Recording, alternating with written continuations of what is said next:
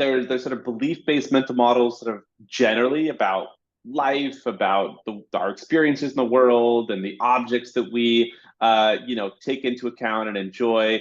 And then there's sort of the influence of the story, and brands have an incredible ability to tell that story. And when the brand story is involved, really we're very sensitive to sort of the hidden essence of the product. We're very sensitive to sort of the hidden essence of the object.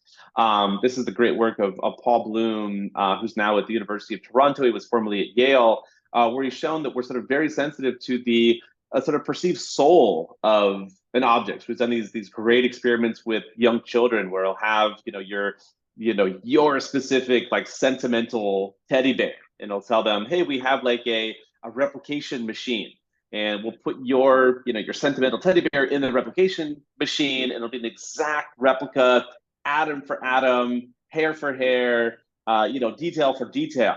And which one do you want? And like every child, with no exception, like picks the original sentimental one. And what's the physical difference between the sentimental one and the non-sentimental one?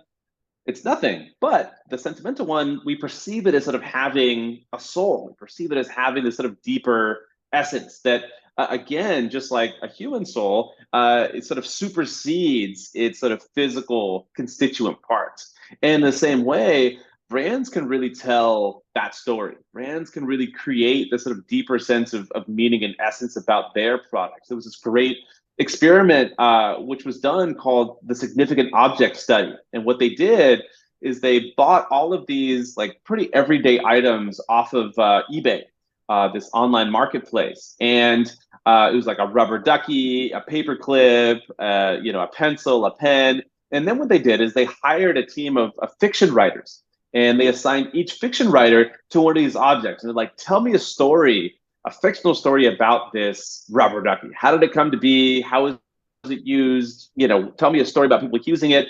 They told like a 1,000-word, story about each of these objects. And they put that in the description of the product, and they put it back on eBay. And then they sort of looked at, all right, well, we bought this rubber ducky for $3. Now that we created the story about it, how much is it going to go for now on this marketplace? And it went up like 300%. People were willing to pay like $300 for this rubber ducky that had this incredible story, when they were able to pay $3 for it when it was just the product itself. And so brands are sort of incredible at sort of telling these stories and sort of infusing ordinary objects and ordinary products with a greater sense of sentimentality and a greater sense of meaning.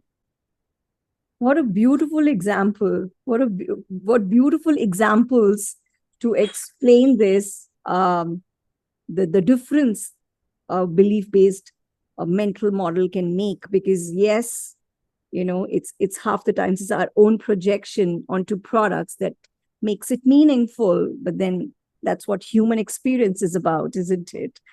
Absolutely.